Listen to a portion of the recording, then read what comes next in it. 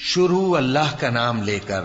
جو بڑا مہربان نہایت رحم والا ہے۔ جب سورج لپیٹ لیا جائے گا اور جب تارے بے نور ہو جائیں گے اور جب پہاڑ چلائے جائیں گے اور جب بیاہنے والی اونٹنیاں یوں ہی چھوڑ دی جائیں گی اور جب وحشی جانور جمع کیے جائیں گے اور جب سمندر آگ ہو جائیں گے اور جب روحیں جسموں سے ملا دی جائیں گی اور جب اس بچی سے جو زندہ دفنا دی گئی ہو پوچھا جائے گا کہ وہ کس گناہ کے سبب قتل کر دی گئی، اور جب اعمال کے دفتر کھولے جائیں گے اور جب آسمان کی کھال کھینچ لی جائے گی اور جب دوزخ کی آگ بھڑکائی جائے گی اور جب بہشت قریب لائی جائے گی،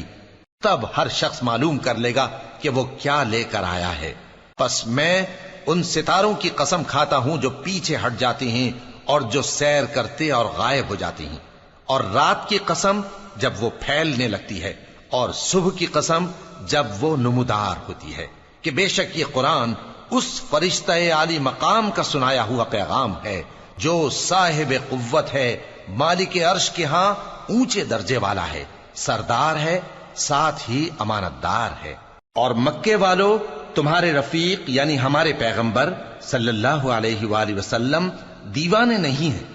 اور بے شک انہوں نے اس فرشتے کو آسمان کے کھلے کنارے پر دیکھا ہے، اور وہ غیب کی باتوں کے ظاہر کرنے میں بخیل نہیں،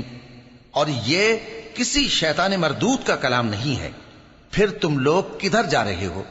یہ قرآن تو تمام جہانوں کے لیے نصیحت ہے، یعنی اس کے لیے جو تم میں سے سیدھی راہ چلنا چاہے، اور تم لوگ کچھ بھی نہیں چاہ سکتے مگر وہی جو اللہ رب العالمین چاہے۔